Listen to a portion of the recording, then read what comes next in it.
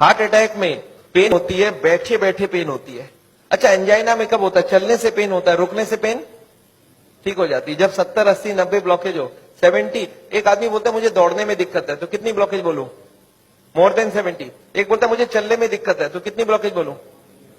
More than 80। एक बोलता है मुझे नहाने धोने में दर्द है, तो मोर देन 90। और एक बोलता है मुझे बैठे बैठे दर्द है, तो 100%। याद रखिएगा, हार्ट अटैक मतलब है ब्लॉकेज इज इक्वल टू 100%। अच्छा, हार्ट अटैक धीरे धीरे होता है, सडनली हो जाता है? सडनली हो जाता है। सडनली अभी का भी हो गया हार्ट अटैक, 5 मिनट पहले मिला, 5 मिनट बाद खत्म हो गया, हार्ट अटैक हो गई। कैसे हो जाता है आपको याद है? अब देखिए एक बार। अच्छा, एक आदमी हार्ट का पेशेंट है, उसकी कितनी ब्लॉकेज है? 80 ब्लॉकेज है। उसको हार्ट अटैक करना, 100 ब्लॉकेज ले जाना, कितने साल बाकी है अभी इसको? 10 साल बाकी है। पता चला 10 मिनट बाद हार्ट अटैक हो गया। एक आदमी तो हार्ट का पेशेंट ही नहीं है, उसकी ब्लॉकेज 60 है, 60% ब्लॉकेज है, वो हार्ट का पेशेंट भी नहीं हो तो दौड़ सकता है। अच्छा, उसको कितने साल लगेगा अभी हार्ट अटैक करने? 60 है, 100 जाना है, 40% बाकी है, 20 इयर्स बाकी है अभी। पता चला 20 मिनट बाद हार्ट अटैक हो गई। कैसे हो जाएगा हार्ट अटैक? आपको याद है एक पर्दा आपने बताया था हमने, ब्लॉकेज के ऊपर एक मेम्ब्रेन होता है, वो मेम्ब्रेन बर्स्ट कर जाता है। This is what heart attack is. देखिए आपको समझ आता है कि नहीं? ये 20% ब्लॉकेज है, दिख रहा है मेम्ब्रेन ब्लॉकेज के ऊपर। ये 40% ब्लॉकेज है, मेम्ब्रेन यहाँ पे है अभी। ये 60%, 70% ब्लॉकेज है, मेम्ब्रेन अभी भी है। और मेम्ब्रेन स्ट्रेच कर रहा है कि नहीं कर रहा है? करते करते एक दिन क्या होगा? मेम्ब्रेन बर्स्ट कर जाएगा, membrane will rupture, membrane will snap, membrane will burst. और जैसे ही मेम्ब्रेन बर्स्ट करेगा क्या होगा? यहां से केमिकल यहां आएगी, और यहां पे खून जा रहा है, इस खून में क्या होगा? ब्लड केमिकल मिलेगा, और केमिकल मिलते ही ब्लॉकेज हो जाएगी 100%। This is called heart attack. 100% blockage कितने देर में बना? 5 मिनट में। 0 से 80 आने लगा था 40 साल, और 80 से 100 आने में 5 मिनट्स, 2 मिनट्स। अब एक बात बताइए, हार्ट अटैक को रोकना कैसे है? आपका दिमाग क्या बोल सकता है? मैं आपको समझाता हूं, एक एग्जांपल सोच लीजिए। एक नोट का गड्डी है, नोट का गड्डी समझते हैं? नोट की गड्डी में रबर बैंड लगा है, मैं हर दिन उसमें नोट घुसाए जा रहा हूं, और जब रबर बैंड टाइट हो गई तो आपको मैंने पूछा क्या करूं कि रबर बैंड ना फट जाए, तो आप क्या जवाब देंगे हमको? नोट घुसाओ मत। आप ये पूछेंगे सर अभी तक रबर बैंड फट गया क्या? मैं बोला नहीं, अभी तक नहीं फटी है। आप बोलिए एक काम करना, कल से नोट घुसाना मत, देखना फटेगा नहीं। ये काम बात ठीक लग रहा है कि नहीं लग रहा है आपको? घुसाना बंद करो। और मैं एक स्टेप और आगे जाता हूं कि कुछ नोट निकाल लो कि रबर बैंड ढीला हो जाए, अब फटने का क्या चांस है? एकदम नहीं है। एंड यही बात मैं हार्ट के पेशेंट को समझाता हूं। मैं बोलता देखो, अभी जहां तक चले गए चले गए, अब आप ब्लॉकेज को बढ़ाओगे तो एक ना एक दिन हार्ट अटैक होगा। कब होगा हम नहीं जानते, पर कभी ना कभी हो सकता है। आज 80 है, मालूम नहीं 90 में पर्दा फट जाए। ये पर्दा कब फटेगा हमको नहीं मालूम है। हर आदमी का पर्दा अलग अलग है, हर आदमी की मेम्ब्रेन अलग अलग स्ट्रेंथ की है। अब कब फटेगा नहीं मालूम, पर एक बात पक्का मालूम है कि आज से नोट घुसाना बंद कर दिया तो फटने के चांस कम हो जाएगा, और कुछ नोट निकालना चालू कर दिया तो। आपको क्या लगता है, लॉजिकल बात हो रही है कि नहीं? वो जो कारण है ब्लॉकेज का उसको हटाओ और बॉडी में सप्लाई फैट का बंद करो, अब हार्ट अटैक का chance is almost nil, almost nil. और यही बात मैं हार्ट के पेशेंट को समझाता हूं। आपको क्या लगता है, सही हुआ कि नहीं हुआ? कॉमन सेंस की बात यही बोलता है कि नहीं? ब्लॉकेज का कारण को हटाओ और खत्म करो बात। तो ये है हार्ट अटैक रोकने का उपाय। मैंने देखा है बहुत सारे पेशेंट ये करते नहीं है, वो खाना पीना गलत खाते रहते हैं, दवाइयां खाते हैं। कार्डियोलॉजिस्ट को पूछ भी लेते हैं कि डॉक्टर साहब मैं आपसे दवाई ले रहा हूं तो आपके अंडर में हो गया ना? डॉक्टर बोलता है हाँ मेरे अंडर में हो। बोलता है डॉक्टर साहब कभी हार्ट अटैक हो जाए तो आप कहां मिलोगे? मैं अभी ब्लॉकेज बढ़ा रहा हूं, आप सिर्फ हमको बताओ हार्ट अटैक के वक्त आप।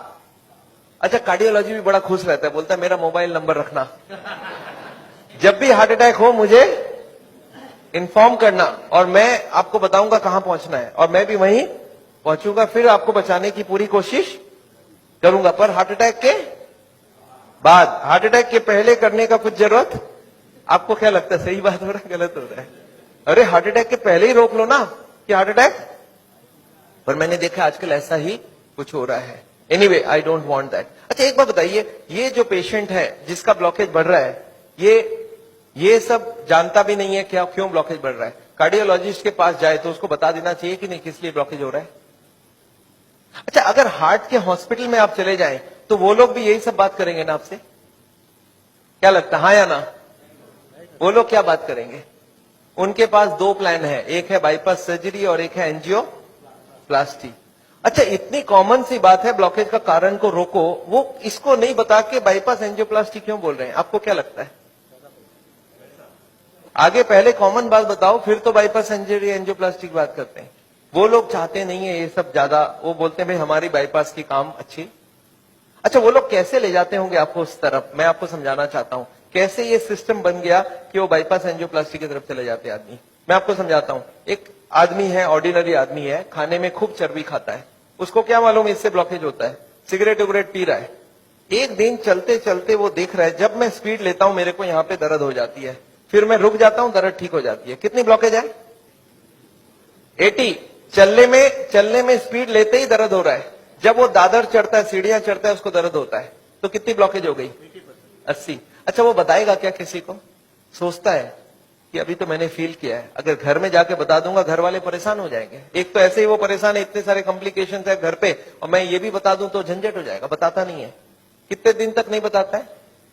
2, 4, 6 महीने तक वो खींचता रहता है। क्या करता है? जब भी स्पीड लेने का काम होता है बोलता है मैं धीरे धीरे जाऊंगा, आप छोड़ दो, चल जाने दो। जब दादर चढ़ना होता है तो धीरे से चढ़ता है, सामान उठाना होता है नहीं उठाता है, पर धीरे धीरे पता चल जाता है। एक दिन वाइफ बोलती है आप स्पीड में चलिए, पेशेंट बोलता है मेरे से स्पीड नहीं चला जाता है। बोला क्यों? बोलता मेरे को यहाँ दर्द होती है। वाइफ बोला आपने कभी बताया नहीं? बोलता नहीं, वो तो थोड़े दिन से हो रहा है ना, कुछ दिनों से। वाइफ अब छोड़ देगी वाइफ या नहीं छोड़ेगी? वाइफ बोलती है चलो कल डॉक्टर के पास जाएंगे। तो लोकल कार्डियोलॉजिस्ट के पास पहुंच गए। अच्छा, लोकल कार्डियोलॉजिस्ट को जाके बता दिया कि डॉक्टर साहब जब मैं स्पीड लेता हूं तो यहाँ पे छाती में दर्द हो जाता है, फिर रुकता हूं ठीक हो जाता है। अच्छा, उनको कुछ आइडिया लग जाएगा? वो ईसीजी करके देखते हैं, उसमें कुछ नहीं आता है। पेशेंट बोलता है सर ईसीजी में नहीं आएगा, आप चला के ईसीजी लीजिए तब आ जाएगा। उसको मालूम है चलने से दर्द होता है, तो डॉक्टर स्ट्रेस टेस्ट कराता है, उसमें खराबी आ गई। अब इसका मतलब क्या हो गया? हार्ट की बीमारी है या नहीं है? ऑलमोस्ट पक्का हो गया। अब कार्डियोलॉजिस्ट क्या बोलते हैं? बोलते देखो आपको हार्ट की बीमारी हो गई है। पेशेंट घबरा जाता है, बोलते सब क्या करूं? बोलते एक काम करो, मैं एक हॉस्पिटल का नाम लिख के देता हूं, उसमें चले जाओ, और एक कार्डियोलॉजिस्ट का नाम लिख के देता हूं, उसके पास चले जाना, और वहां पे वो जाके एंजियोग्राफी करेंगे, उससे पता चलेगा ब्लॉकेज है या नहीं है, और उसके बाद वो बाईपास सर्जरी एंजियोप्लास्टी जो भी बोलेंगे वो सब करवा लेना। पेशेंट बोलता है इसका मतलब वो सब करा लो। बोला हाँ, जो भी निकलेगा उस हिसाब से करा लेना। पेशेंट बोलता है सर और कोई बात? बोला एक काम कर देना मेरा, उनको बता देना मैंने ही आपको वहां पे भेजा है। अच्छा, इसका भी कुछ फायदा है ना? अच्छा, अब आप कहां चले गए नेक्स्ट डे? पेशेंट पहुंच गया हार्ट के हॉस्पिटल में, कार्डियोलॉजिस्ट को बता दिया कि मैं स्पीड लेता हूं, मेरे को छाती में दर्द होता है। कार्डियोलॉजिस्ट को कुछ समझ आ गया क्या? उनको बहुत अच्छे से समझ आ गया, एक नया पेशेंट आ चुका है। अच्छा, वो बोलते नहीं ऐसा, वो क्या बोलते हैं? वो बोलते हैं मेरे को डाउट है ये ब्लॉकेज है या नहीं है। अच्छा, पेशेंट खुश हो जाता है। पेशेंट बोलता है वो डॉक्टर तो मेरे को डरा ही दिया था, बोलता हार्ट की ब्लॉकेज है, और ये बड़ा डॉक्टर ये बोलता है मेरे को डाउट है। पेशेंट बोलता है मेरे को हार्ट की बीमारी हो ही नहीं सकता। अरे मैं कभी कोई गलत काम किया ही नहीं, सिगरेट तो बहुत लोग पीते, मैं भी पीता हूं, और चर्बी उर्बी तो बहुत लोग खाते, मैं तो थोड़ी बहुत ही खाता हूं। तो पेशेंट क्या सोचता है कि कुछ निकलेगा तो नहीं, डॉक्टर ठीक ही बोल रहा है, कुछ मिलेगा ही नहीं। पेशेंट बोलता है सर कोई उपाय है, पता चल जाए ब्लॉकेज कितना है। कार्डियोलॉजिस्ट बोलते हैं वैसे एंजियोग्राफी कर लेते हैं, आपको देख लेते हैं है या। अच्छा, पेशेंट मान जाएगा नहीं मान जाएगा? पेशेंट बोलता है सर कोई भी टेस्ट हो मैं तैयार हूं, आप बोलो क्या क्या कराना है। बोलते नहीं, आपको एडमिट करके आपके अंदर एक तार घुसाएंगे और उसमें जान भी जाने की चांस है।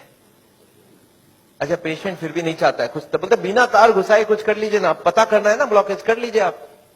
कार्डियोलॉजी बोलते हैं एंजियोग्राफी बिना कुछ नहीं पता चलेगा। अच्छा, एंजियोग्राफी हो जाएगा नहीं हो जाएगा? एंजियोग्राफी हो जाता है। पेशेंट बोलता है चलो एक बार करा लेते हैं, फिर घर जाके सोचेंगे ब्लॉकेज मिल तो जाए, देखे तो सही कितना है, फिर जाके घर में। अच्छा, पेशेंट प्लान कर लेता है। क्या प्लान करता है? कि मेरी 30-40 ब्लॉकेज तो हो सकती है, मैंने गलत काम किया है, बड़े दिनों से मेरे को कोई ने बोला था फैट नहीं खाना, मैं खाया हूं, सिगरेट नहीं पीना, मैंने पिया हूं, तो कुछ ब्लॉकेज मिलेगा। और प्लान क्या बनाता है कि घर जाके कल से सारा खाना पीना बदल दूंगा, वॉकिंग चालू कर दूंगा, एक्सरसाइज चालू कर दूंगा, एकदम प्लान करके एंजियोग्राफी में जाता है कि कल खाली रिपोर्ट लेके घर जाना है। अच्छा, रिपोर्ट में कुछ, एंजियोग्राफी होने के बाद रिपोर्ट में कुछ मिलेगा या नहीं मिलेगा? रिपोर्ट में एंजियोग्राफी में कितनी ब्लॉकेज मिलेगी? 70, 80 है 90। अच्छा, जब 80 ब्लॉकेज मिल जाए, कार्डियोलॉजिस्ट सडनली बदल जाता है, वो बोलते हैं you are very lucky. Patient बोलता है लकी मतलब कुछ भी नहीं मिला आपको? बोला लकी इसलिए कि आप ठीक टाइम में यहां तक पहुंच गए, थोड़ा सा लेट आते तो कुछ भी हो सकता था। पेशेंट बोलता है इसका मतलब कुछ सीरियस बात है। बोला आप बचे कैसे, मेरे को समझ नहीं आ रहा है। यू आर वेरी लकी, अभी तक बच गए आप। अब आपका बचने का चांस बहुत कम है। पेशेंट बोलता पर हुआ क्या है, बोलता 80% ऑलरेडी फिनिश्ड, बस अब बस थोड़ा सा ही है। You are carrying an atom bomb. अच्छा, पेशेंट बोलता है सर एक काम कीजिए, आप रिपोर्ट मुझे दे दीजिए, मैं घर जाऊंगा। बोलते घर आप पहुंचेंगे कैसे, उसके पहले हार्ट अटैक हो जाएगी। अच्छा, आपको क्या लगता है डॉक्टर को मालूम है कि हार्ट अटैक कल होगा आज होगा? उसको तो ये भी नहीं मालूम 70 है 80 है या 90 है। क्यों ऐसा बोला जा रहा है? To create a fear. और फियर से क्या होगा फिर ऑपरेशन के लिए इमीडिएटली? बहुत सारे लोगों को इतना बोलने का जरूरत ही नहीं हो, तो इमीडिएट तैयारी हो जाता है। हार्ट का सुनते हैं उसके मन में ऐसे ही डर रहता है, उसको ज्यादा डराने का। पर कभी कभी पेशेंट बोलता है सर एक बात बताइए, ब्लॉकेज तो कल भी था, ब्लॉकेज तो आज भी है, कल तक तो मैं सारा ही काम कर रहा था, ये पेन तो मेरे को बड़े दिनों से है, मैं अब तो पता चला हूं। तो आप एक काम करिए, मेरे को आप डिस्चार्ज कर दीजिए, मैं घर जाके फिर सोचूंगा। बोला नहीं, आप एक काम कीजिएगा, आप करवट भी लेंगे ना तो हमको पूछ लीजिएगा। पेशेंट बोलता है नहीं सर मैं तो घर जाऊंगा। बोला आप रुकिए, आपके घर वालों से मैं पूछता हूं। अच्छा, घर वाले बाहर कौन कौन वेट कर रहे होंगे? सारा खानदान वेट कर रहा होगा। वहां पे जाके क्या बोलना है कि patient is very critical, any moment he can die. आप बोलो मैं बचाने की कोशिश करूं और जाने दूं। अच्छा, आंसर क्या होगा? वाइफ क्या बोलेगी कि जिंदगी भर इन्होंने मेरे लिए किया, आज मेरे को चांस मिला, आज तो मैं ऑपरेशन। वाइफ बोलती है कोई चीज का भी कोई भी कंजूसी हमें नहीं करना है, इनको तो बचाना। अच्छा, बेटा मानेगा कि नहीं? एक बेटा बड़ा समझदार होता है, बोलता है डॉक्टर को, डॉक्टर साहब एक बार बताइए, मैंने सुना है कोलेस्ट्रॉल की वजह से ब्लॉकेज होता है, इनका कोलेस्ट्रॉल हाई है, तो क्या करूं कि कोलेस्ट्रॉल कम हो जाए? खाने पीने में क्या क्या चेंज लाना चाहिए? अच्छा, कार्डियोलॉजिस्ट मान जाएंगे इनसे बात में, वो बोलेंगे you are wasting my time, he is dying and you are talking all this rubbish. अच्छा, तब तक और जितने परिवार वाले बोले नहीं नहीं ऑपरेशन होना ही चाहिए। मेरे एक पेशेंट थे, बोला डॉक्टर साहब मेरे साथ पूरा ऐसे ही हुआ, मैं तो खाली एक बार टेस्ट कराने गया था और उसके बाद वो ऑपरेशन करके ही भेजे मेरे को वापस। मेरे एक और पेशेंट थे, बोले सर मैं फिर भी नहीं कराया, मैं निकल आया। मैं बोला आप निकले कैसे? बोला मैंने बोला मैं तो नहीं कराऊंगा, मुझे घर जाना है। वो बोले नहीं आप घर भी नहीं पहुंचेंगे। मैं बोला मैं लिख के देता हूं, मैं पहुंच जाऊंगा। फिर मैंने लिख के भी दे दिया, फिर भी वो जाने नहीं दिया। फिर मैंने लास्ट बोला, मैंने बोला देखो मैं करने तैयार हूं, पर प्रॉब्लम है मेरे पास पैसे नहीं है, आप फ्री का कोई ट्रीटमेंट हो तो करवा डालो। तब इन्होंने बोला कोई प्रॉब्लम नहीं है, आप घर चले जाओ। फिर मैं जब घर जाने लगा तब फिर से बुलाया उन्होंने, बोला अब आप एक बार बताओ ये इतने पैसे आप कितने दिन में इकट्ठा कर सकते हो? तब मैंने बोला देखिए मुझे प्रॉपर्टी बेच के आना होगा, 2 महीना लगेगा। फिर मुझे 2 महीना उन्होंने टाइम दे दिया, बोला अब कोई प्रॉब्लम नहीं है, 2 महीने बाद ही ऑपरेशन होगा। आपको समझ आ रहा है ऑपरेशन कब रुक सकता है? दिस इज, मैं ये नहीं बोलूंगा सारे जगह एग्जैक्टली यही हो रहा है, पर इसका ही कुछ छोटा मोटा रूप ये हॉस्पिटल का सिस्टम है। पर एक बात मैं जानता हूं, हॉस्पिटल को ये चॉइस देना चाहिए पेशेंट को, देखो the blockage is so much so much so much, these are the reasons. आप देखो क्या चाहते हो, आप अगर अपने आप को बदलोगे तो ऑपरेशन रुक सकती है। आप नहीं बदलना चाहते हो तो मैं ऑपरेशन कर दूं, उसके बाद जाके बदलने का कोशिश करो। But the hospitals don't give chance, उनको मालूम है ये एक मौका है, ऑपरेशन कर लेते हैं, बट उसके बाद भी उनको यही करना पड़ेगा। लाइफस्टाइल चेंज तो पेशेंट को फिर भी करना पड़ेगा। मैं जानता हूं हार्ट के पेशेंट्स को मैं 3 चीज देखते दिखाऊं, एक तो दवाइयां हैं, एक बाईपास और एक एंजियोप्लास्टी। ये दवाइयां मैं आपको एक बार समझाना चाहता हूं दवाइयां क्या काम करती है, और another 10 minutes I will take. देखिए ये ट्यूब है जिसमें कोई ब्लॉकेज नहीं है, और ये 80-90% ब्लॉक है, दिख रहा है आपको? अब ये पेशेंट को चलने से दर्द होता है, एक दवाई ऐसी है जो दवाई देते ही दर्द कम हो सकती है। कौन सी दवाई है? सॉर्बिट्रेट, नाम सुना आपने? क्या करता होगा सॉर्बिट्रेट? देखिए क्या करता है Sorbitrate. This what is the action of Sorbitrate. क्या हुआ? ट्यूब चौड़ी हो गई, ब्लॉकेज वहीं की वहीं रह गई, ट्यूब चौड़ी हो गई, ट्यूब थोड़ा फैल गया, फैलते क्या हो गया? ब्लड सप्लाई बढ़ गई। पेशेंट बोलता है मुझे अब कोई दिक्कत नहीं है, पर यह दवाई का असर रहेगा 8 घंटे बाद, तो 8-8 घंटे में एक सॉर्बिट्रेट देनी पड़ेगी। एक पेशेंट मेरे को बोला मैं सॉर्बिट्रेट नहीं लेता हूं, मैं मोनोट्रेट लेता हूं। मैं बोला वो भी सॉर्बिट्रेट का ही भाई है। तो ये जितने भी सॉर्बिट्रेट है उनका नाम मैं आपको दिखा सकता हूं, these are all kinds of sorbitrate and all. ये सब दवाई हम लोग दे देते हैं, सॉर्बिट्रेट, इस्मो, आइसोडिल, मोनोट्रेट, नाइट्रोफिक्स, एंजिसेड, इम्डूर, वेंजिकॉर, वेसोट्रेट, मोनोट्रेट, सॉर्बिट्रेट, मोनोसॉर्बिट्रेट, नाइट्रोकंटीन, वेसोप्रीन, मोनोस्प्रीन, इस तरह की दवाइयां हम हार्ट के पेशेंट्स को दे देते हैं। एनीवे दवाइयां बहुत सारे तरह की मिलती है, एक होता है हार्ट की ऑक्सीजन की जरूरत को कम कर देता है, इसको बोलते हैं beta blocker, calcium channel blocker, फिर एस इनहिबिटर, ऐसे करके बहुत सारी गोलियां हम लोग हार्ट के पेशेंट्स को दे सकते हैं। I am not going to go into that detail.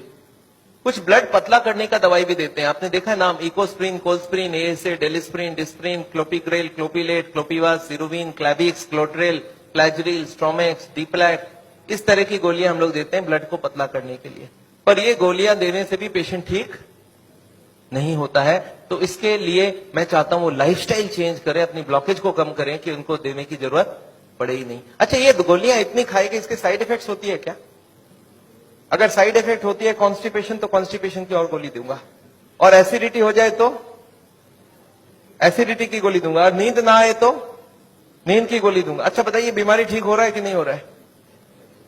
I am not कीन, मैं जानता हूं दवाई आज जरूरत है, पर कल दवाई की जरूरत ना हो उसका बंदोबस्त करना बहुत जरूरी है। इसके बाद चलते हैं, ये एंजियोग्राफी क्या चीज है। हॉस्पिटल में जाते हैं, एंजियोग्राफी करते हैं, और ये एंजियोग्राफी मुझे पसंद क्यों नहीं है मैं आपको बताना चाहता हूं। This is what is the problem with angiography. एक तार आपके पूरे बॉडी को स्क्रैच करके हार्ट तक लेके जाना है। ये तार यहां से जो घुसेगी, 1 metre wire is inserted into the body till it reaches the heart. It is a blind procedure. Blind मतलब क्या?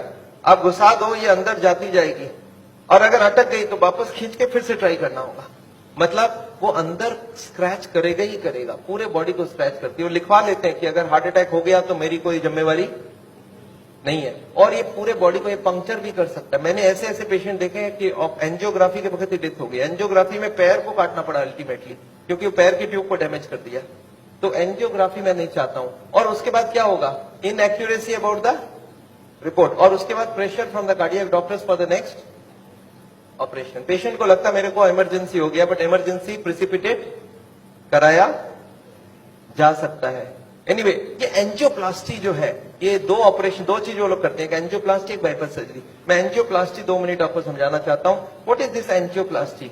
एक स्टेंट लगाते हैं, सुना आपने नाम? एक रिंग लगा देते हैं हार्ट में। What is this? Let me explain what is this. पिछले 20 साल में ये जो एंजियोप्लास्टी है, ये बार बार फेल किया और बार बार इसको सक्सेस बताया गया।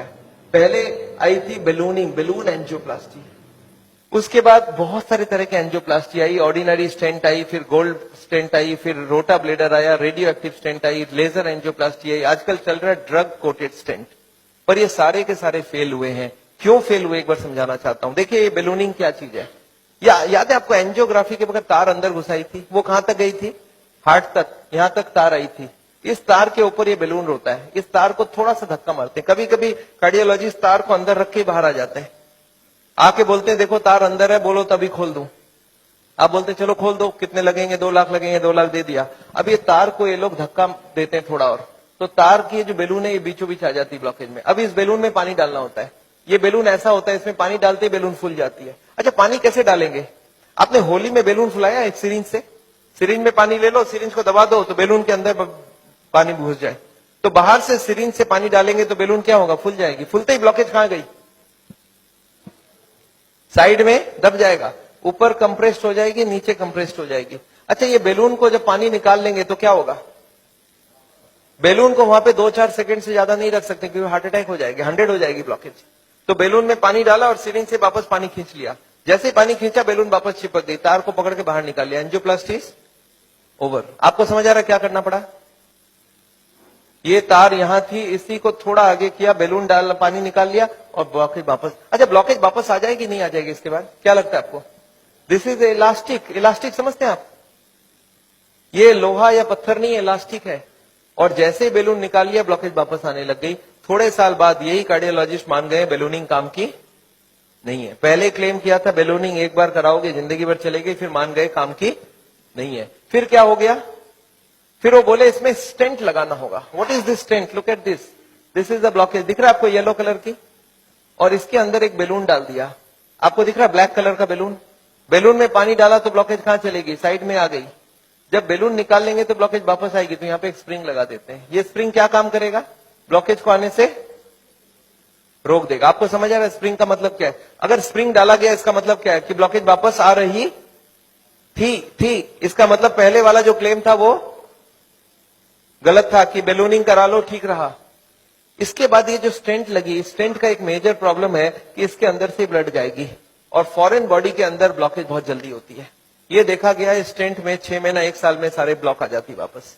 और ये जब वापस आने लगी तब इन्होंने थोड़े दिन तक तो बोला नहीं नहीं नहीं आती है नहीं आती है। थोड़े दिन बाद इन्होंने बोला कि नहीं ये स्टेंट तो खराब होगी क्योंकि ये ऑर्डिनरी स्टेंट है, इसमें एक मेडिकेटेड स्टेंट देना होगा। वो दवाई में डाल के स्प्रिंग को निकाल लेंगे, अब बहुत बढ़िया हो जाएगा। तो ड्रग की कोटिंग चल जाए। आपने देखा है चांदी के गहने में सोने की कोटिंग चढ़ाते हैं, तो वो स्प्रिंग के ऊपर कोटिंग चढ़ा देते हैं और वो कोटिंग चढ़ा के लगा दिया, पर इसके बाद भी ये फॉरेन बॉडी ही रही, इसमें वही का वही रिजल्ट आया है। अभी लेटेस्ट है कि 66% people with in 1 year will come back with a reblockage. इसके बाद है बाईपास सर्जरी। एक बहुत बड़ी सर्जरी होती है। देखिए बाईपास सर्जरी मैं इसलिए नहीं चाहता हूं, एक बहुत बड़ा सर्जरी है। एक पूरे चेस्ट को काटो और इसको काट के, इसको चाकू से नहीं कटेगा, इसमें आड़ी से कटेगी। आड़ी समझते हैं आप? आपने मार्बल फिटिंग के वक्त एक देखा गोल चक्का लेके घूमते हैं, ऐसा एक लगा के ये पूरा खुलेगी। इसको अंदर से ऐसे जैक करके ऐसे खोलेगा, अंदर में हार्ट को रोक के उसमें ऑपरेशन होगी। और हार्ट को रोकेंगे तो एक मशीन से पूरे बॉडी को ब्लड जाएगा, इसको बोलते हैं हार्ट लंग मशीन। उसमें कुछ ब्लड डाल के उससे चलाना होगा and during this time the operation has to take place. But this operation is very complicated. Luck अच्छा हो तब ठीक है, नहीं तो कुछ ना कुछ कॉम्प्लिकेशन रहती है, बहुत सारे लोगों की जान भी जाती है। पर ऑपरेशन के बाद क्या होगा ये देखिए, ऑपरेशन के बाद क्या होगा। ये ट्यूब जो ब्लॉकेज है वो यहीं रह गई, उसके जगह नई ट्यूब लग गई। तो ये ब्लॉकेज के जगह नई ट्यूब लग गई तो क्या हो गया, बाईपास हो गया। पर ये नई ट्यूब में फिर कभी ब्लॉकेज आएगा कि नहीं, आपको क्या लगता है? ये नई ट्यूब में फिर से ब्लॉकेज आती है। अच्छा अब तो 40 साल बाद ही आएगी ना, पिछले बार कितने साल लगी थी आपको याद है? देखिए एक वाई का जवाब सोच के देखिए, ओरिजिनल ट्यूब में कितने साल में ब्लॉकेज हुई थी? 20 से 40 साल। तो कितनी स्पीड रही? 2 से 4%, 6% पर ईयर। और एंजियोप्लास्टी के बाद अगर 2 साल में वापस रीब्लॉकेज होती है तो कितने साल हो गई? 40% पर ईयर। और बाईपास के बाद अगर 5 साल में रीब्लॉकेज आती है तो 20% पर ईयर। जो ट्यूब ओरिजिनली 2% की ब्लॉकेज कर रही थी वो अब ऑपरेशन के बाद उसकी स्पीड क्यों बढ़ गया? क्योंकि अब वो ओरिजिनल नहीं रहा। हमारी बॉडी को जब तक ओरिजिनल रखो तब तक अच्छी बात है। हमारे प्राइम मिनिस्टर ने भी 2 बाईपास कराई है, एंजियोप्लास्टी 5 स्टेंट लगाई है। पर मैं जानता हूं उसके बाद भी तो फिर से कराना पड़ा। एक बार कर लिया, दूसरी बार कराया, कब तक करा सकता आदमी? और मैं जानता हूं बॉडी में एक बार कॉम्प्लिकेशन कराना, उनके लिए तो चलो बहुत बड़ा टीम लगेगा। हर आदमी के लिए इतनी बड़ी टीम नहीं भी लग सकती है और इतना बड़ा ऑपरेशन नहीं भी कर सकते ठीक से। पर मैं जानता हूं अगर ऑपरेशन बिना ही हमारी काम बन जाए, अगर हम लाइफस्टाइल को ही चेंज करके कर सकते हैं तो हम ऑपरेशन क्यों करवाएं? And this is what is the contention. Nevertheless मैं हार्ट के पेशेंट को एक ही चीज समझाता हूं कि ब्लॉकेज अगर रिवर्स करना है तो उसके लिए थोड़ा आपको एक्यूरेसी करना होगा। What is this accuracy? You understand? This is the accuracy. इस पिक्चर को आपने देखा है, इसमें एक्यूरेसी लिखा है। कितना एक्यूरेसी है इसका मतलब?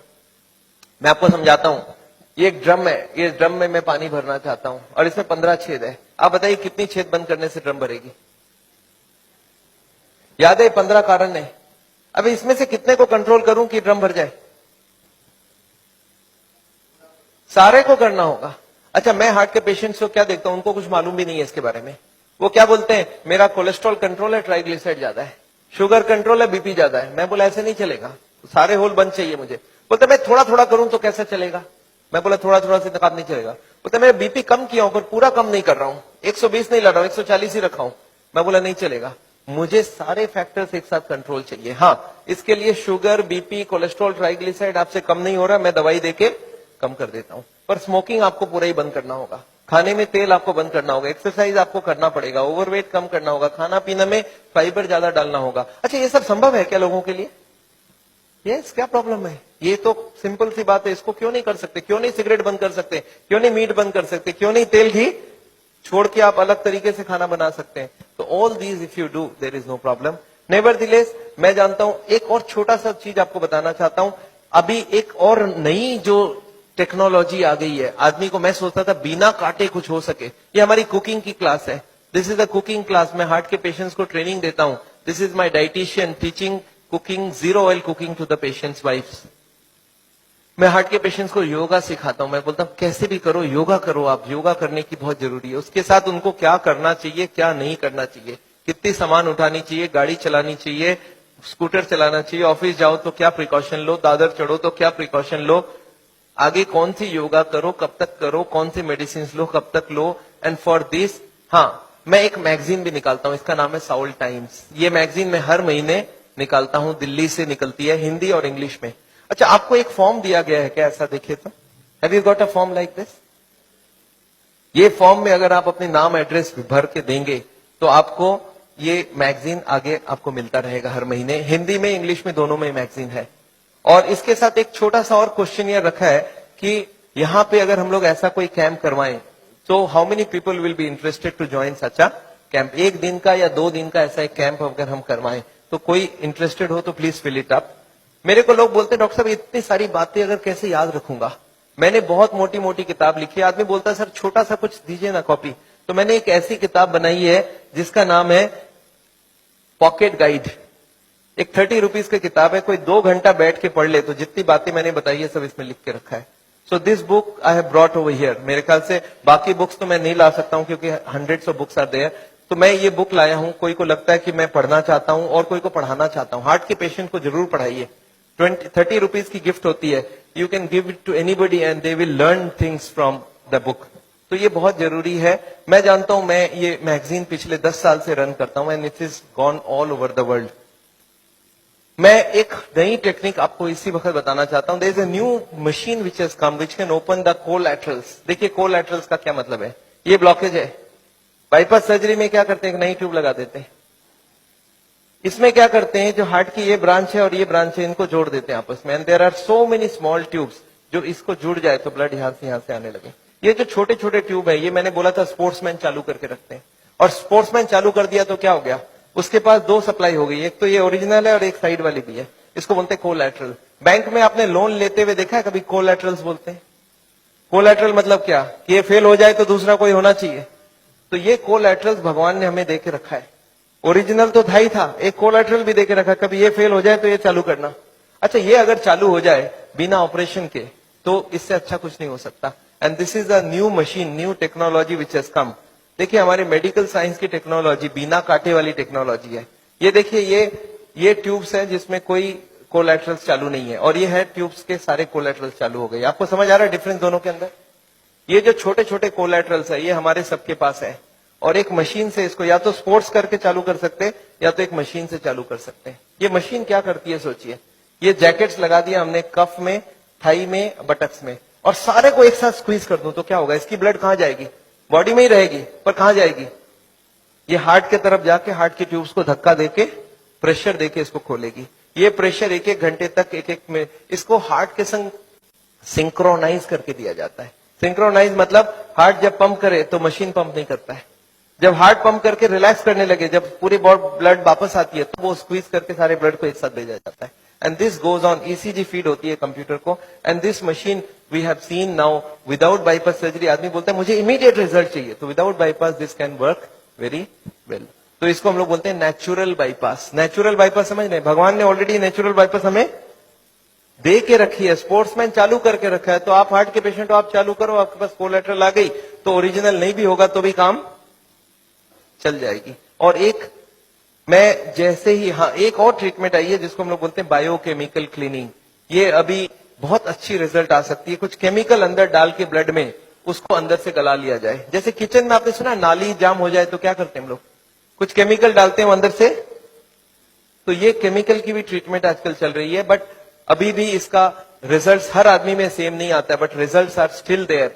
बहुत सारे ऐसे पेशेंट है जो 30-40% तक ब्लॉकेज इससे कम हो सकती है। नेवरदिलेस मैं समझता हूं मैंने बहुत सारा लेक्चर आपको दे दिया है। कोई ने मेरे को बोला था एक बार कि डॉक्टर साहब कभी भी किसी को आधे घंटे से ज्यादा लेक्चर मत दिया कीजिए। मैंने बोला क्यों, बोला आपने स्कूल, उसके बाद दिमाग काम नहीं करता है। मैंने बोला क्यों ऐसा बोल रहे हैं, बोलते आपने स्कूल कॉलेज में देखा है कभी भी पीरियड्स 40 मिनट से ज्यादा नहीं रखते हैं, उसमें 5 मिनट आने जाने का वेस्टेज गिन लो, आधे घंटे ही चलेगा दिमाग। मैं बोला पर मैंने देखा आप टीवी देखते हो तो 2-3 घंटा देखते हो एक साथ। बोलते नहीं वो इंटरेस्टिंग हो तो देखते हैं।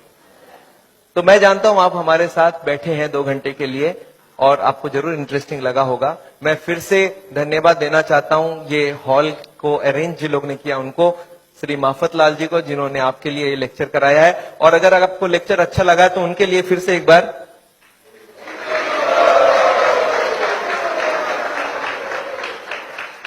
एनीवे, मैं जानता हूं मैंने लेक्चर तो खत्म किया है और मैं चाहता हूं कि आपके पास अभी भी कोई क्वेश्चंस जरूर होंगी। मैं कैंप भी करता हूं और मेरी बंबई में जुहू में एक क्लिनिक भी है जहां पे हर वक्त डॉक्टर है और ये मशीनें वगैरह भी है। तो आपको अगर कभी कोई जरूरत पड़े तो आप हमारी किताबें जरूर पढ़िएगा और ये छोटी वाली किताब भी पढ़िएगा। अगर आपके पास कोई क्वेश्चंस हो, क्वेश्चंस के लिए माइक है हमारे पास, so if you have questions I would want you to ask the questions and I would like to answer the questions. You not covered the effect of the alcohol. Yes, very important thing, alcohol. मैं आपको बता दूं, alcohol heart के लिए कभी अच्छी नहीं है। We don't recommend alcohol for the heart patient. क्यों? एल्कोहल में ग्लिसरॉल होती है और ग्लिसरॉल से ट्राईग्लिसराइड का रिश्ता होता है। ट्राईग्लिसराइड, ग्लिसरॉल होता है उसमें भी। तो एल्कोहल में एल्डिहाइड ग्रुप है और ग्लिसरॉल में एल्डिहाइड ग्रुप है और ये दोनों एक दूसरे से एक्सचेंज हो जाती है। जब भी कोई अल्कोहल ले तो उसका ट्राईग्लिसराइड 40-50 तक बढ़ जाती है। तो अल्कोहल कभी हार्ट के लिए अच्छा है ही नहीं। पर अल्कोहल से एक अच्छाई होती है हार्ट में, वो है एचडीएल बढ़ जाती है। तो हार्ट के पेशेंट्स क्या चाहते हैं मालूम है? बोले एचडीएल की बात करो, ट्राईग्लिसराइड की बात ना करो। अरे मैं कैसे बात ना करूं? एक चीज अच्छा एक खराब है ना, तो मैं दोनों को ही बात करूंगा ना। अच्छा, अल्कोहल में एक ही खराबी है और भी खराबी है। मैं आपको गिनाता हूं अल्कोहल की खराबी। एक तो अल्कोहल से स्टोमक खराब हो जाता है, गैस्ट्राइटिस हो जाता है, लीवर खराब होता है, इसको बोलते हैं सिरोसिस ऑफ द लीवर। सुना आपने नाम? अच्छा, अल्कोहल से नर्वस सिस्टम खराब होती है। आपने सुना है अल्कोहल पी के एक्सीडेंट करके लोगों को मार डाला लोगों ने? सुना है ऐसा? तो अल्कोहल से पैसे भी खराब होते हैं, आपको मालूम है क्या? अच्छा, अल्कोहल से एडिक्शन होता है, ये बात मालूम है आपको? एडिक्शन मतलब क्या है? जिसको अल्कोहल पीने की आदत पड़ जाए वो मारपीट करके भी अल्कोहल पिएगा, हर दिन पिएगा। एक आदमी मेरे को बोला, सर सबको ही नहीं होता ऐसा। मैं बोला जो जो हो चुका है उसको जाके पूछो कि आप जब शुरू किए थे तब हर दिन पीते थे क्या? बोलते नहीं, मैं तो पहले एक ही बार पीता था, कभी जिंदगी में एक बार पिया पहली बार, फिर महीने में एक बार पिया, फिर हफ्ते में एक बार पिया, फिर हफ्ते में 3 बार पिया, फिर धीरे धीरे अब हर दिन पीने की आदत हो गया है। तो कौन गारंटी दे सकता है आप उसी एडिक्शन में नहीं जाओ? अल्कोहल में परिवार को बड़ा टेंशन रहता है, वाइफ सबसे ज्यादा दुखी होती है। जब हस्बैंड शराब पीता है तो वाइफ सबसे ज्यादा दुखी होती है। अच्छा, बच्चे तो अच्छा चीज सीखते हैं आपसे, बच्चे भी बहुत दुखी होते हैं कि पापा को सिगरेट पीने देते। दो ही होता है, बच्चा दो ही काम करता है, या तो पापा की तरह पीना चालू करता है या तो पापा को जिंदगी भर नफरत करता है, क्योंकि उसको अल्कोहल या तो पसंद हो जाएगा तो वो पीना चालू कर देगा, वो भी बिगड़ेगा। अच्छा, मेरे को कभी कभी लोग बोलते हैं, सर पर मैंने देखा है कार्डियोलॉजिस्ट बोलते हैं थोड़ा बहुत पिया करो। मैंने बोला अच्छा एक काम करना, उस कार्डियोलॉजिस्ट को जाके पूछना कि सर ये अच्छी चीज है क्या? बोला हाँ अच्छी चीज है, तब ना हमको बता रहा है। मैं बोला उसको पूछना कि अपने बेटे को और अपनी बीवी को पिलाना चालू किया क्या हर दिन? बोलता नहीं, मेरा बेटा पिएगा तो निकाल दूंगा घर से। अच्छा, अपने बेटे को घर से निकाल दोगे पीने से और हमको आप बोल रहे हो पियो? आपको क्या लगता है लॉजिक बहुत अच्छी है कि खराब है? कोई भी कार्डियोलॉजिस्ट को यहाँ हाथ लगा के बोलने बोलिए कि हाँ ये अल्कोहल बहुत अच्छी चीज है, मैं अपने बच्चों को पिलाऊंगा, अपनी वाइफ को पिलाऊंगा, तब तो मैं मान जाऊं। कोई कार्डियोलॉजिस्ट तैयार नहीं है। पर पेशेंट्स के लिए घूस देना समझते हैं, घूस देना, ब्राइब करना समझते हैं। ब्राइब होने से बहुत काम हो जाता है, तो पेशेंट को ब्राइब देकर रखते हैं कि पेशेंट बोलेगा डॉक्टर मेरा बहुत बढ़िया है, सारा चीज अलाउ कर देता है। But very bad, alcohol is never good for the heart. या any more questions? Garlic. Garlic, मैंने एक क्वेश्चन यहाँ पे लिख के रखा है, कैन आई टेक, कुछ फ्रीक्वेंटली आस्क्ड क्वेश्चंस लिखा है, can I take garlic? Garlic heart के लिए अच्छा है, गार्लिक हार्ट के लिए अच्छा, पर नेसेसरी नहीं है जो नहीं खाता उसको ही खाना होगा। ऐसे हजारों फूड है जो हार्ट के लिए अच्छा है, तो you can take any of this food. पर एक आदमी मेरे को बोला सर सिर्फ गार्लिक खाऊंगा मेरा ब्लॉकेज ठीक होगा कि नहीं? मैं बोला नहीं, जितने खराब वाले आइटम है सब बंद करने होंगे, जितने अच्छी वाली सब चालू करनी होगी। तो ऐसा नहीं कि गार्लिक इज अ पैनासिया, पर garlic is definitely good, cholesterol को कम करता है। या yes ma'am. CT angiography Bombay में बहुत सारी जगह, मेरे ख्याल से कम 20 मशीनें लग गई है। हम जहां करवाते वो चित्रा करके है दादर में, दे चार्ज 6,000 रुपीज। तो ये सीटी एंजियोग्राफी का लिए आपको अगर एड्रेस चाहिए, हमारी क्लिनिक का एड्रेस आपके पास है already, you call them up, they will give you the details. Okay So what is good cholesterol, and what if you have in the range of good cholesterol is higher than the normal range? So how does it affect the heart, and what is? See, good cholesterol is good cholesterol को good क्यों बोला जाता है? It goes to the blockage, picks up the cholesterol and takes it out. So good cholesterol if you can increase it is wonderful. We want more than 40. तो good cholesterol बढ़ाने का कोशिश करिए, और इसके लिए बाजार में नहीं मिलता है। आप हमको ये नहीं बोल सकते सर 2 किलो मेरे लिए मंगवा दीजिए, गुड कोलेस्ट्रॉल आपकी बॉडी बनाएगी अगर आप खाना पीना ठीक रखेंगे So तो is good cholesterol anyways related to fat also? I mean, it is coming from fat plus protein. Hare Krishna, Prabhuji. This is Dr. Anuj here. I have done lot of your patients. I have done echoes of those patients at Chitra Scan. Okay. And let me tell you, I'm a cardiologist and I really loved your lecture. It's Thank you, an sir. amazing talk that you gave. And I pray that we do something together with all the malpractice. I'm very much aware of what is going on. And